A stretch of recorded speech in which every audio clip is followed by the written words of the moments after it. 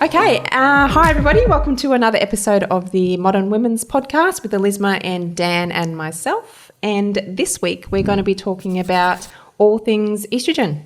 Yes. The good, the bad and the ugly. So, you know, I think estrogen has had a bad rap for a long time and it has had a very negative connotation. So we want to bring to light some of the benefits of estrogen as well, along with some of the, you know, the negative aspects as well. So pretty much everything that we're going to cover across the board with estrogen and see where it takes us. Yeah, and we're going to look at it in terms of female and male, right? Yes. Yeah, we're not forgetting about the men this week. No, because estrogen kind of like, you know, it has a role like everything else to play in the body, but definitely, you know, men can also have good, bad and ugly symptoms of estrogen. They can. Yeah.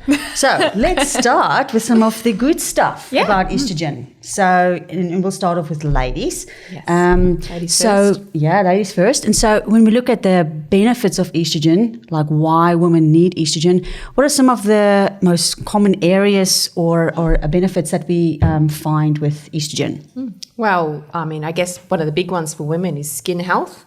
When we're looking at appearance. So making sure that we have nice, plump, bright, vibrant skin is a big one. That's, you know, beneficial. Yeah, because it's like the youth hormone in females, isn't it? Yes. Yeah. So typically what happens is when the estrogen drops off, you get that more wrinkles, sagginess.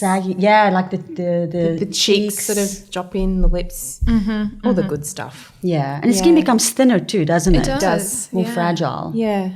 And would we say this is where we start to see the connection as well, maybe with women more in their perimenopause or postmenopausal years with symptoms such as vaginal dryness? Is that also associated with when we think about the connective tissue and the thinning and things that are happening there? So painful intercourse, so painful sex is definitely something that I think women experience and they don't speak up a lot about. But that could also be, you know, coinciding with a decline in estrogen. I love that you say that, Danielle, because it is a little bit, if we had to simplify estrogen, it's about, because it is an anabolic hormone, it's about plumping and thickening tissue. And so a typical aspect, like you both just mentioned, is you get that thinning of a whole bunch of tissues when the estrogen starts to drop off. Yeah. And the gut lining is one of them, isn't it? It is. Often we only think of leaky gut just in terms of, you know, gut dysbiosis and food intolerances, but you actually do need estrogen to kind of heal leaky gut as well, because it helps with that cellular growth, you know, that anabolic aspect. And that's something that I learned fairly, you know, maybe 10 years ago in my practice, is that we look at the gut microbiome in terms of affecting hormones such as estrogen, but we never look at effect of estrogen on the gut, right? Yeah. And it's a two-way street a little bit. And we see a lot of postmenopausal women that have gut issues, digestive imbalances and things like that. And is that in part because the gut lining is thinned? There might be some permeability going on there, and then the issues that come from that. So I love that. Yeah. What are some of the other good aspects of estrogen? Yeah, we did talk a lot about bad ones then, didn't we? We were talking about good and we went straight to the bad. Yeah. Sorry guys, I think that was me. No, but you know, it is an interplay. There's always like positives and negatives. I think one of probably the most well-known effects of estrogen among the common population, because it gets kind of drilled in by mainstream medicine, which is great, is bone health. Yes. Huge one. Yeah. Osteoporosis is quite a significant issue in society, particularly with older women. So, and that's something that I guess we don't think about because we don't see it. You know, you see the skin changes, you see the weight gain possibly, you feel the mental health issues, that sort of thing, but you don't feel your bones thinning, and that can be a really big problem. So, you know, higher incidence of fractures postmenopausally, that sort of thing. So we really need to be mindful of bone health right through our lives and then postmenopausally as well. Yeah, and it's not just the postmenopause and menopause either. Like even young girls or younger women who lose their periods because of either eating disorders or, you know, athletes, female athletes are well known for losing their periods, and they can end up with bone density issues later on. Yeah, you know? Osteopenia is huge. I see a lot of clients with that. And as you said, a lot of eating disorders. We'll see some issues start with the bones. So, you know, bone health, as I said, you don't think about it, but it really does start when you're young. You've got to maintain that health and also keep building on that bone so that you've got, when you do start to lose that estrogen and things start to drop off, you have a good sort of supply there, and that can be, healthier. I think I like what you're both saying in terms of throughout our life, because I think women that from a younger age, and I was even, in my early 20s, going through a stage of amenorrhea and not thinking about the health of my bones at all. And really realizing that when we sort of have that drop in estrogen or consistently low estrogen levels, and this is why it can be important for women at any age, if they're concerned about this, to get their estrogen checked, so their hormone levels checked. But also it could be worthwhile, really looking into something like bone density scans, just to see where things are sitting, because if low estrogen is chronic, we know that also affects the retention of things like calcium in our bones. So basically we start to really leach that calcium from the bones as well. And it's not just about taking a calcium supplement. It's not. No. That's the other thing. Definitely not. So exactly right, Nick, because we know that's just never going to actually support that. There's so many other different nutrients and minerals, but also really if low, that calcium deficiency potentially, or osteopenia, as you were saying, Nick, or even osteoporosis is a result of low estrogen, you need to also treat the hormonal factor as well. It's not just about giving a calcium supplement. Which makes me think we should do a podcast on bone health and bone health, because that's a big thing, right? I mean, there's so much we can talk about in terms of bones. So much we could talk about. Right, it's a good idea for another podcast. Yeah, all right. Put that one. Yeah. But I think all three of us have had experience with amenorrhea at some point in our lives, haven't we? Because we've all been athletes in our various different careers, stages of life and things like that. And I know at age 17 I was diagnosed with osteopenia because of not having periods. So it's not just the postmenopausal women, definitely can affect younger women as well. Well, I had to have bones because I was amenorrheic for 9 years when I was when I was competing. So I had bone scans, but I never had issues with my bone. And it's funny because I did a lot of strength training.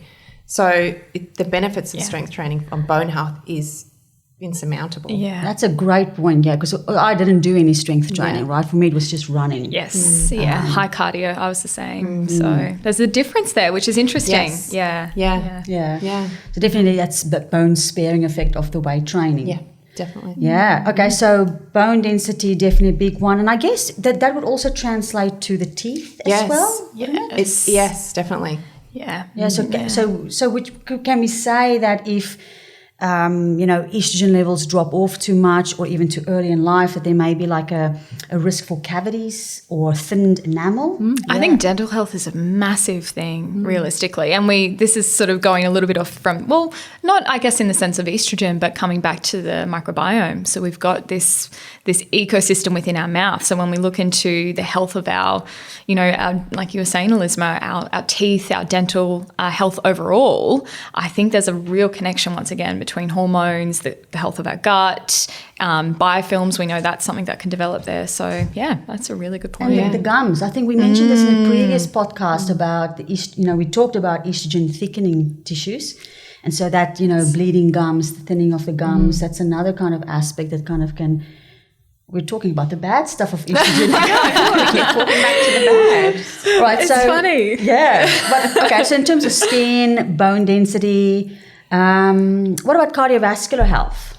Yeah, really important. I mean, why do we hear about the incidence of heart attacks and cardiovascular issues become more common postmenopausally? Because that estrogen has dropped off and that protective factor is now gone. So it becomes more of an issue. What's the reason for that? Would that also be to do with because we know that blood vessels are made of like the arteries is made of collagen, right? And we know that estrogen is involved in that collagen building. So would it be because that kind of starts to deteriorate a little bit? Yeah, I guess that's definitely part of it. Well, because estrogen receptors, this is the other thing for us to really touch on, they're throughout our whole body. So really we have estrogen receptors in so many different places that we probably don't acknowledge.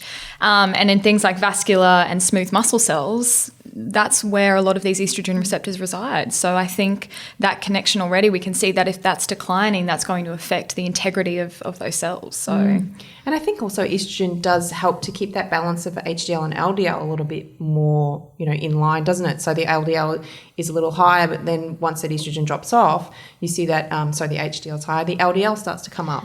Love that you mentioned that, yes, because Yeah. you do need estrogen actually for, I believe,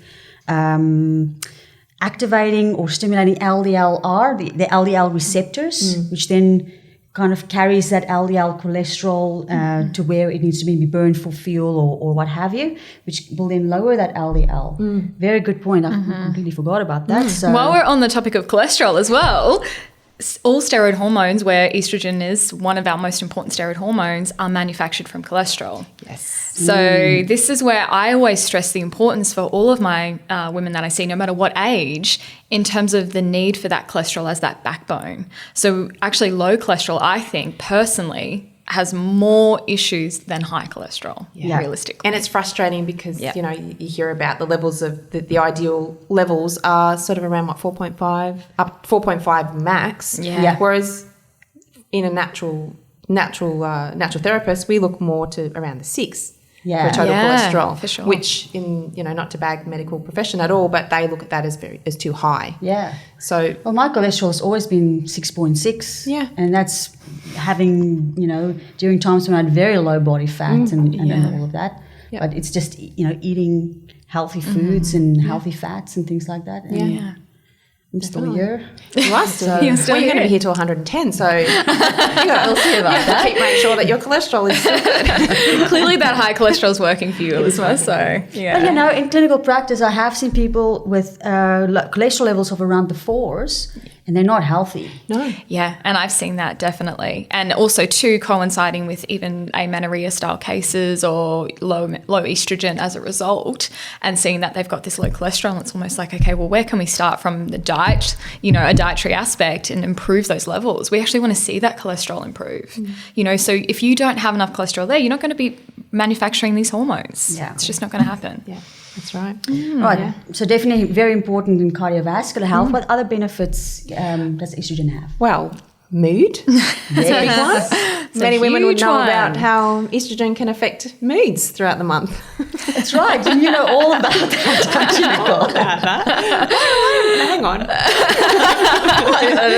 You were telling You us. don't know about it. I know Dan knows about it. I occasionally. definitely know about it. Yeah.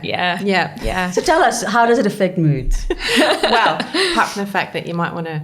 What did I say earlier? Oh, I think that I don't just think I said censored. So it can affect your serotonin and dopamine levels when you have that fluctuations of estrogen. So a lot of women might find that once they've ovulated, they might get very teary and emotional and just cry at the drop of a hat, or they might get a little bit irritable, as we like to say. Yeah. Irritable. Not angry. In inverted commas, yeah. Not angry or mad or psycho, just irritable. Extremely irritable. Extremely irritable. Well, I'm not speaking from experience. I don't get irritable. No, you don't. No, you don't. It's not around us, at least. No, exactly. No. Yeah. I'm going to throw in my little geek thing in here based on that comment, if that's okay. Neurotransmitters, go. Well, because, I didn't even make that connection until you kind of mentioned it, but we know that there's the enzyme COMT, and Stephen is not here to tell us the big long name. Catechol-O-methyltransferase. There you go. Thank you, Steve. Thanks so much, Steve. But we know that the COMT enzyme is involved in estrogen metabolism, right? Now, but it's also involved in cortisol metabolism, your stress hormones, or your catecholamines. So if your estrogen, if you have a slowed COMT due to, let's say, magnesium deficiency, and we'll talk about magnesium soon, then and your estrogen, you're at a time of your cycle, your estrogen is at its peak, then that may slow down the breakdown of cortisol, right? And then that could cause a cortisol spike, which can make you a bit more anxious. Cortisol actually increases the reabsorption of serotonin into the brain from the presynaptic spaces.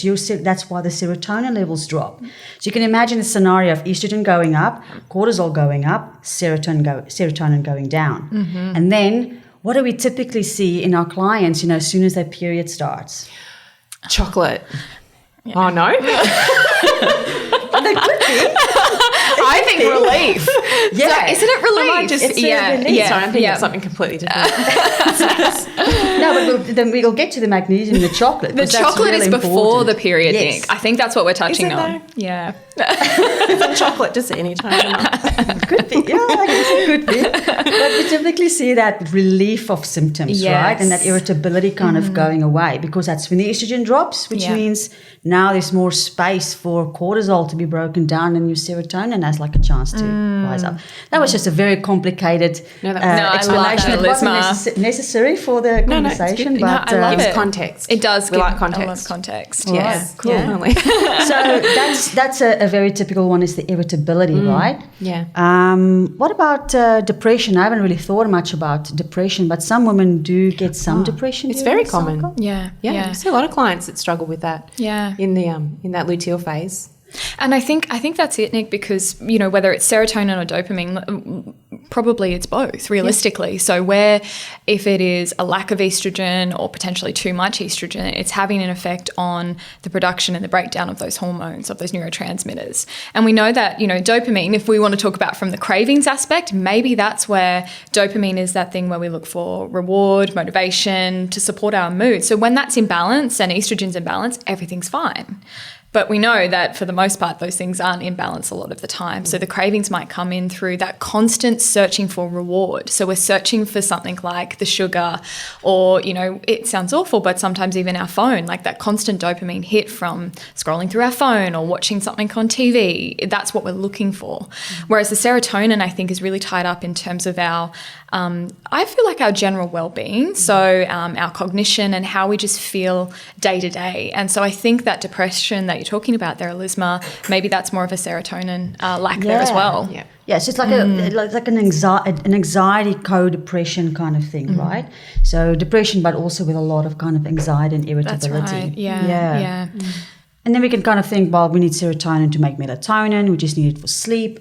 And we know that a lot of women can have problems with sleep during at certain times in their cycle. Yeah, definitely. And I think that's also too going back to where the cortisol, so adrenal impacts. So having too much cortisol is going to affect that progesterone, and that's also needed for that calming aspect. Yeah, so that sleep aspect, right? The cortisol, you mentioned the high cortisol, that'll interfere with sleep. And I know this is not a conversation about progesterone, but we know that progesterone also has an effect on the GABA receptors, right? Yes, exactly. But I think if we backtrack, and one of the most important parts of estrogen for women is actually supporting healthy ovulation.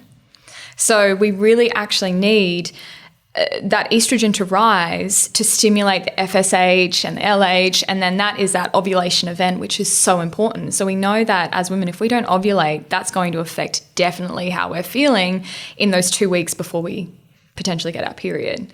And how often do we hear that women will say, I get symptoms from that mid-cycle right through. And that could be an issue with estrogen. So it could be an issue with too much estrogen, too little estrogen. So this is where the balance of estrogen is so important.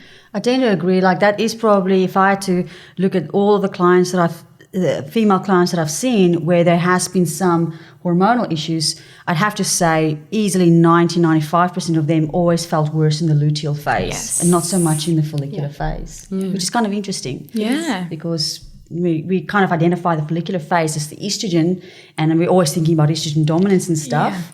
And the luteal phase more as the progesterone phase.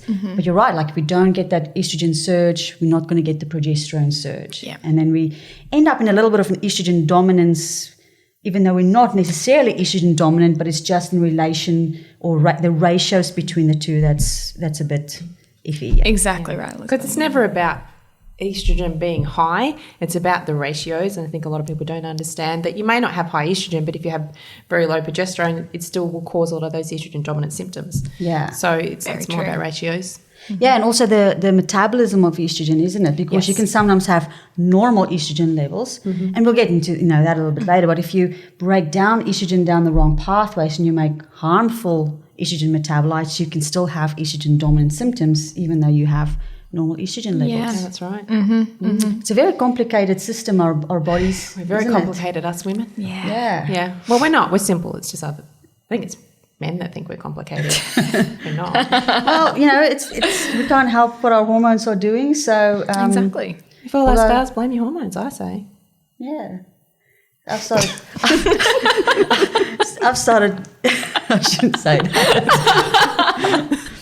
I think men have cycles too, to be quite honest, but we won't get too much into the I male think cycles. they do too. Yeah, That's for another day. that is for another day. Speaking of men, what are some of the benefits of estrogen for men? Because men also have estrogen. Yes. It's an important part of them. So Yeah. what are some of the things that they need it for?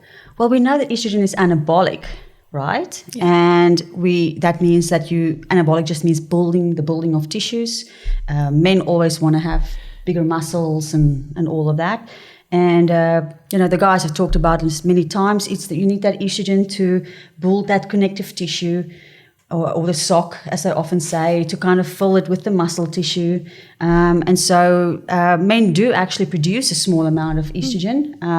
And that's one of the benefits of that estrogen is, I guess, muscle building or anabolic activities in men. Where, if men become estrogen dominant, where does this estrogen come from? What's all the, how do men become estrogen dominant? Mm-hmm. Okay. Well, I think one of the main things is that, so testosterone, so we know that that's probably one of the most important steroid hormones for men. And what can happen is that through a process of aromatization, those testosterone can to some extent convert through to estrogen in the body. And the things that can really start to stimulate that aromatase enzyme, which is what we look at, is underlying inflammation, insulin dysregulation, any sort of stress, so ongoing stress. So this is something that's really quite common for men and women, but typically in men as well, we see that with those factors at play, they then are producing more estrogen. And also then we start to see that presentation. So it's the classic man boobs. You really look for that and you start to consider there's an estrogen dominance and there's probably that aromatase happening. So rather than, yes, we can work on the estrogen, but let's work on the root cause of why you've got this conversion or this heightened conversion from the testosterone through to estrogen in the body. Once again, it's all about balance. And what the biggest mistake is that I've seen is that a lot of men who have this dysregulation, well, they have the low libido and they have the man boobs, is they take testosterone supplements to try and boost their testosterone. And then what happens in that? What I've seen in test results in clinic is all that happens is the estrogen climbs. Keeps going. It comes back to that balance. Their body's trying to keep balance. So as Dan said, all that excess testosterone is aromatase to estrogen. So and also men that do steroids and things like that, then they have to take an aromatase inhibitor because the body then tries to convert all that excess testosterone over to estrogen to balance things out again. So it's quite common. Yeah. So taking testosterone supplements is not always the answer. No. Other areas where men can get estrogen from is obviously from the environment as well. Yeah. Xenoestrogens from plastics and chemicals, all other kinds of chemicals. Yeah. And then when we have that high estrogen, then we put on more weight, both in men and women, because we're kind of sort of like moving a little bit into the bad of the estrogen, we are, aren't we? Mm-hmm. Yeah. So you can get that weight gain, and I believe fat cells can also produce estrogen as well. So it becomes a vicious circle, right? Yeah, it does. Estrogen keeps rising, and you just keep on getting fatter. Yeah. That sounds awful. Well, I guess, and that's the one thing when, so many of our listeners would know this, and we've spoken a lot about this, but that classic estrogen dominance is really that subcutaneous fat that women start to see on certain areas of their body, Cellulite. So it's the cellulite, it's the, they come to us and go, now it's on, the backs of my legs, my butt, my back of my arms. That's a real area. So is that tuck shop? Tuck shop arms, yeah. Love handles, all beautiful names, really. They are great names, aren't they? Yeah, whoever thought of I don't know that? if I want to be a tuck shop lady because tuck shop lady arms. Well, it's a bit of an insult to tuck shop It ladies, right? is, yeah. Yeah, I'm sure it's a lot of hot tuck shop There would ladies. have to, There'd have to be, ladies, for sure. Yeah, definitely. Yeah. So that's that body's way of what it does is it stores that estrogen away in this peripheral tissue to put it somewhere, and so then it's very hard to get rid of that fat because it becomes sort of like a not a dead tissue, but it's just really hard to access that. So that's why women and men struggle with getting rid of that fat or burning that fat off. It becomes very, persistent. Yep. So let's talk then about estrogen metabolism, I guess, through the liver. Because this is kind of, if we have to look at, okay, so now we have all this excess estrogen, if we do, how does our body naturally naturally metabolize these estrogens? Because there's a few aspects, isn't there? There's the liver aspect. There's the then being conjugated and released in the bile into the gut. And then we have our estrobolome kind of aspect there as well. So let's talk a little bit about, we'll start from the liver because that's kind of like the first aspect. So you have your estrogen, and it kind of can get metabolized into generally 3 metabolites, your 16-hydroxy, 4-hydroxy, and 2-hydroxy estrogen metabolites. And you'll always have estrogen going to all 3 of them, but you predominantly want to go down the 2-hydroxy estrogen pathway because that's the beneficial estrogen pathway when we talk about bone density and all of those kinds of things. Whereas the 4-hydroxy and the 16-hydroxy are more the harmful pathways of estrogen when we're considering estrogen-related cancers and things like that. And also those estrogen-dominant kind of symptoms. Yeah. And so this is obviously your phase 1 liver detoxification, and then you have the phase 2, which is that COMT enzyme that we talked about. Interestingly enough, COMT needs magnesium as one of its cofactors. And what's the... I can go back to chocolate now? Yeah, you can Yes. go back to chocolate. Well, magnesium is very high in chocolate's very high in magnesium. So is it the chocolate that we're craving, or is it the magnesium that our body needs for that COMT? Exactly, to metabolize that excess estrogen. So our bodies work in really mysterious and very intelligent ways. Like sometimes, there's your body's telling you, I need you to do this because I need a certain outcome. And so maybe that's why, we kind of crave chocolate during certain times of the month. So once, we have that happening through the liver, then, these estrogen metabolites get dumped into the small intestine, through the bile. And then are we just supposed to kind of eliminate it, poo it out? But what's one of the things that can stop that from happening or sabotage that process? There's a particular enzyme, Elizma, called the beta-glucuronidase enzyme, and that is one of the things within the gut. So if we look back to this estrobolome, and if there's that dysfunction there, often we see that beta-glucuronidase can be elevated or in excess in any way. And what that does is it allows that estrogen to stay bound. So it basically binds that up and starts to continue to recirculate that, rather than actually conjugating it, breaking it down and supporting it through that phase 3 excretion. And I think one of the biggest things that I see is actually sometimes women can have quite good phase 1 and phase 2, particularly if we're testing. So we can see that phase 1 pathway looks good, phase 2 actually looks quite good. But then we go, but you're still presenting with estrogen dominant type symptoms. There's something going on here. And a lot of the time that is coming back to the gut and going, well, actually, are you doing the job that needs to be done within the gut to then excrete that out of the body as well? Yeah. So. And we'll clarify for the listeners, the estrobolome is kind of the gut bacteria involved in estrogen metabolism. There are certain species of gut bacteria that has a very important job. And if you're lacking in those bacteria or they're imbalanced with other bacteria, then that can affect your estrogen detoxification in the bowel. So then it comes back to that gut health again, like everything. Yeah. That's Make right. sure you have a healthy gut. You need the estrogen for the healthy gut, and you need a healthy gut for the healthy estrogen, isn't it? Yeah. Yeah. It's all connected. It is all connected.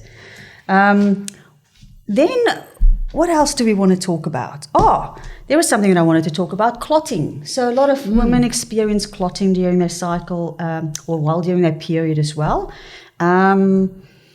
What could be an explanation for clotting, do you guys think? Oh, high estrogen. Yeah, High estrogen so- can thicken the blood. Make And it sticky. thicken that uterine lining, doesn't it? Because isn't that the job of estrogen, is to kind of thicken the lining, build up that lining. So I guess if there's excess estrogen again, you get maybe, I don't know, too much lining or more thickened lining, and then you get more of a, clotting aspect. I mean, clotting is normal. A little small bit of amount of clotting. clotting. Yeah. Small amount of clotting is normal, but it's when you have that excess, right? And I guess the very heavy periods as well. Definitely. And you can always also see headaches and migraines along with that as well, cyclic So is that coming back to that estrogen as well, causing that stickiness and that thickness of the blood that's causing the headaches and the migraines? Great point, Nick. I think that's a really common one. And I think there's a few different things that can go into that. But if we see another aspect we look into is the connection that estrogen has with something like histamine. I know we've spoken about that a few times, but headaches and migraines is a very common menstrual cycle symptom that I see with women. And a lot of the time I do wonder if it's that estrogen having an impact. Yeah, because if you look at headaches and migraines, it's usually because of vascular changes, isn't it? Vasoconstriction, which is the constriction of blood vessels, and vasodilation, which is the dilation of blood vessels. When they constrict and vasodilate too quickly, that's usually what can trigger a migraine. And so, then we can think about, I think I believe estrogen regulates vasoconstriction and vasodilation to some extent. We know that magnesium is involved in that as well, but we're using up a lot of magnesium during that time, for metabolizing hormones. So that, again, it's not simple. We can't really simplify why women necessarily get headaches or migraines, because it can be slightly different for women.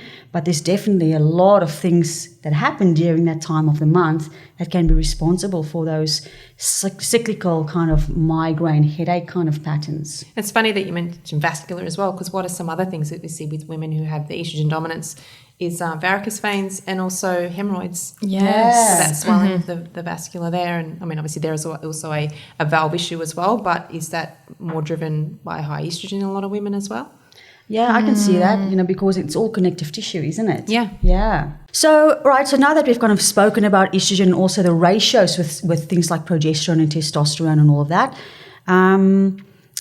we've got our symptom pictures, but there's also other ways of testing for either estrogen deficiency or estrogen dominance, right? So let's talk a little bit about testing, because we have blood, saliva, and urine options. Yes. So what would be the differences between these three options? Well, I think with the blood, Elizma, you find that when we're looking at the hormones within the blood, they're a lot of the time bound. So you can test bound and obviously free, which is what we attempt to do. But I find they only give us so much information. And also too, when it's based on, depending on when the day the person got that test done, where the hormones are sitting in those cyclical ranges, we're given, once again, when we do blood testing, we're given reference ranges that are very, I guess, medically based. And so then trying to put that from more of a functional aspect and looking at, well, how does this relate to the person can be a little bit more difficult. I like to personally test the blood to look at other markers like follicular stimulating hormone, luteinizing hormone, those sorts of things. But if we're speaking about estrogen specifically, which is what we're focusing on today, is that if I want to get the most comprehensive insight into estrogen, I like to do more so urine testing. And it's about finding, once again, the best quality tests that you can. And there are certain tests out there that actually break down the estrogen. So we look at the 3 different estrogens that are being tested. And we also, as we've spoken about, we get to look into those pathways of detoxification and methylation and things like that a lot more comprehensively. So we get the full picture with urine. I personally haven't done a lot of saliva for female hormones. It's just something that I've always gone to urine for that aspect. Yeah, I tend to agree with you, Danielle. Like, I've seen a lot of the saliva hormones because people, come with their test results. And again, saliva hormones do give you the free hormones. My understanding is that with saliva hormones, it is very much influenced by any kind of, if you were taking any kind of hormones, that would absolutely influence results on a saliva test. That just needs to be taken into consideration. So if you are on any kind of hormones, discussion on whether you go off them or not would have to be with your practitioner. But sometimes you can stay on the hormones, but you have to take that into consideration when reading the test results. So, a bit like you, I like to use the urinary ones. Because again, if you look at the blood, you can use blood hormones, but you use different times of the month depending on what you want to test for, right? Yeah. So if you want to get an idea of, I guess, estrogen dominance and or estrogen to progesterone ratios, day 21 would be a better time, or not necessarily day 21, but you work 7 days from the end of your period, right? 7 to 10 days. Yeah, Usually.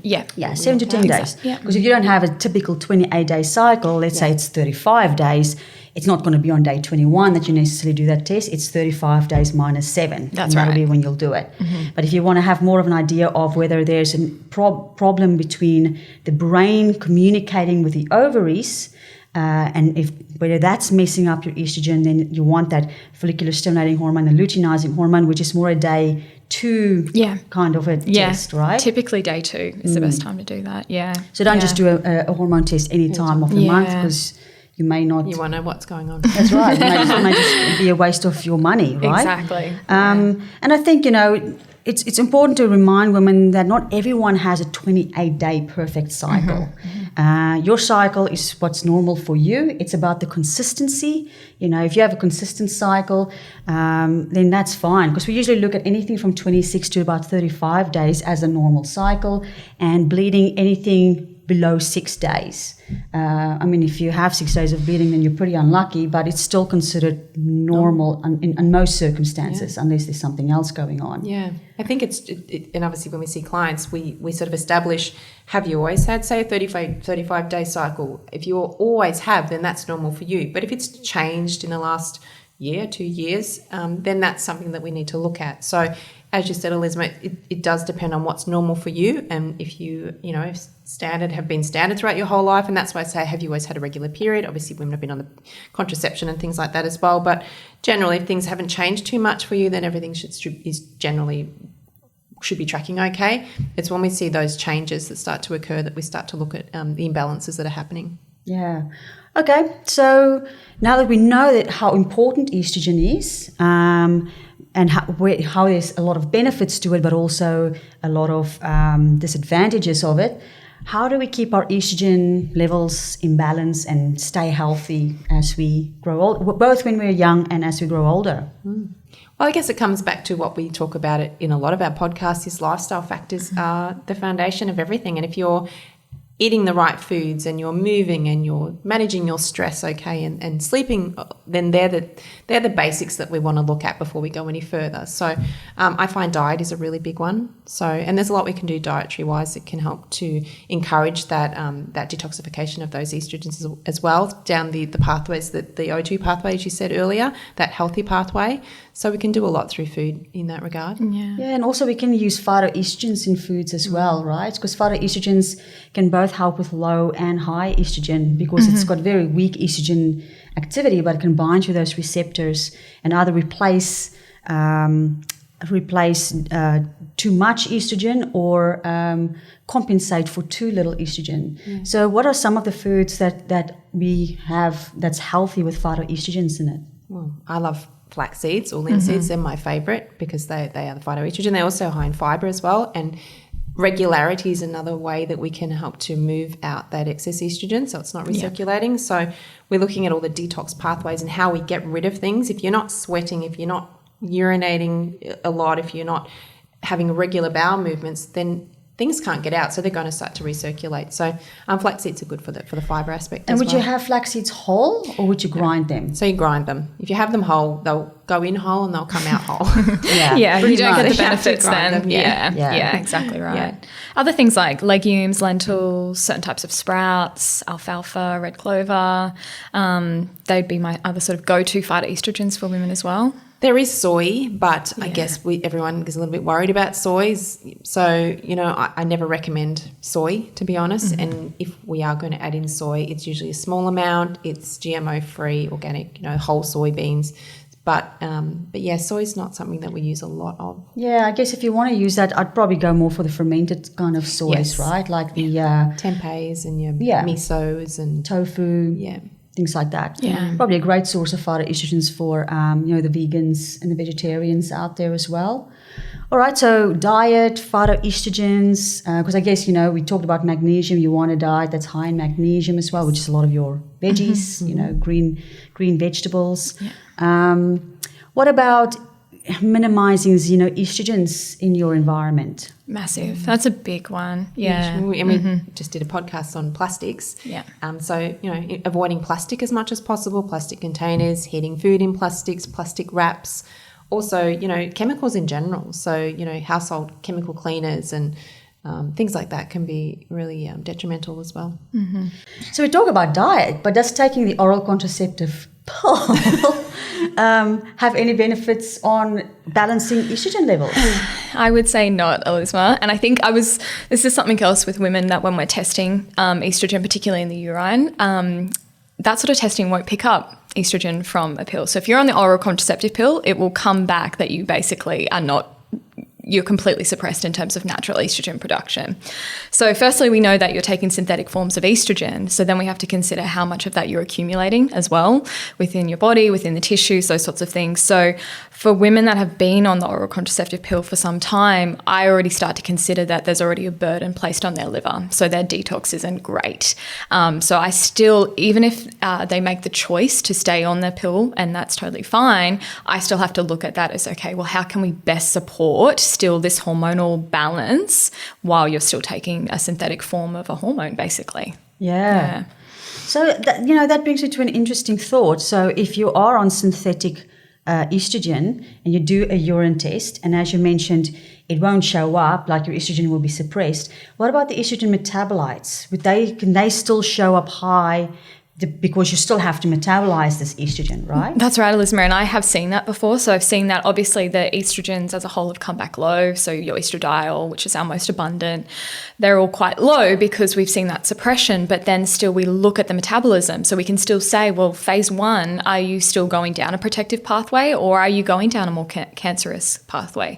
And I've definitely seen those patterns and also seen where phase 2 is really underfunctioning. So they've got this sluggish methylation and that's where we see that sort of backlog of estrogen as well. So. Yeah, so at the very least, we will be able to kind of see whether whatever hormones they are taking is doing more harm than it's doing good in their body. That's right, yeah. Because it's not always, if there's a reason why you have to take it, then there's a reason why you have to take it, but we still want to make sure that it's going down the right pathways. Exactly, yeah. So, okay, so we looked at diet, we looked at estrogen exposure. Any other ways that we can look at helping balancing our hormones a little bit better? Like I'm thinking of gut health, do that estrobolome and I guess, maintaining proper gut health or balanced species of bacteria that can then help and metabolize that estrogen out of the gut, or at the very least, you don't want species with a beta-glucuronidase enzyme, such as your Klebsiella and your Streptococcus species overgrown, because they're going to kind of reverse that whole estrogen detoxification process. So I guess gut health always important, as we want to have a diet that's high in polyphenols, which is found in a lot of your fruits and vegetables, especially the skin and the peels of these fruits and vegetables. So you want to kind of keep the skin on fruits and vegetables as much as you can when you're making smoothies, juices, cooking, not necessarily peel everything. Yeah. I think if I can say something from a dietary aspect too for women, which I see more and more, is that under-eating as a whole is going to have an impact on your hormones. So I see this a lot where women might be cutting major macronutrients sometimes. So that's an aspect we can look into that will be affecting this hormonal balance, or they're just simply not eating enough to sustain what their body requires every day for the activity that they're doing. So under-eating and overtraining is a classic one that will also throw a major impact into, say, the balance of estrogen throughout the month for you. So, yeah. And I think the ladies who have to be very careful of this particularly, because when we look at that overtraining and extreme dieting, is in the body competitions, isn't it? Yeah, huge. Well, as I said, I didn't have a period for 9 years because you have to have your body fat quite low. So I was in the menopausal range for my estrogen levels throughout that. So that's something that we have to be very careful of. Yeah, and we see it all the time. Women that overtrain, undereat, because they are trying to lose weight. Perhaps they've got an estrogen dominance, so they're desperately trying to lose that excess body fat, and so they're under eating and over exercising. That's creating more of an imbalance, creating more of a problem. So it becomes a bit of a vicious cycle a lot of times as well. And so for men if they have this excess estrogen, are there anything more specific towards males that they need to do to kind of, get rid of that excess estrogen out of their body? I think for then it comes back to just diet as well, making sure you're getting in those foods that help to detoxify estrogens, your cruciferous vegetables, things like that, your turmerics, that sort of thing.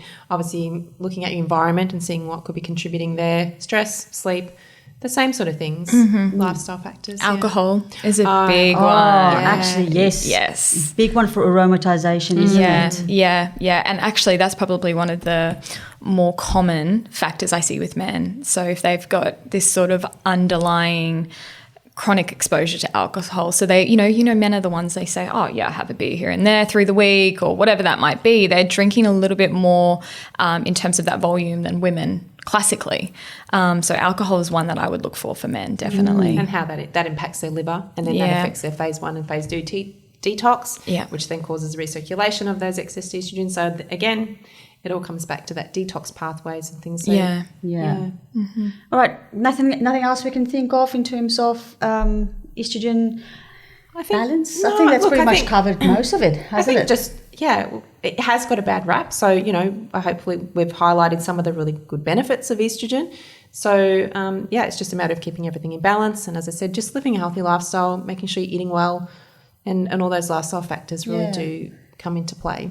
And I think, if I have to mention kind of nutrients that can sometimes really feature your would be zinc, B6, magnesium, right? Yes. They're big, not the only ones. Big three. The big three. Yeah. Zinc, B6, magnesium, also involved in the aromatization or prevention of aromatization, detoxification of estrogen. We've mentioned this before, that a lot of women who are on the oral contraceptive pill, focus on that one. We often prescribe zinc, B6, and magnesium to kind of help with that estrogen detoxification, because they often get depleted in those nutrients. Yeah. So I think that kind of wraps it up for estrogen. Yeah. And definitely think we should do a bone health one. That'll be very interesting. Chat. Yeah. Definitely. But I think that kind of wraps it up for this week's podcast, ladies. As always, very great to have you and have a chat. Yeah. Hopefully our listeners has Got something out of it. Definitely. And we'll meet up again next week. Next week. Same time next week. Same time next week. Bye-bye. Bye. Bye.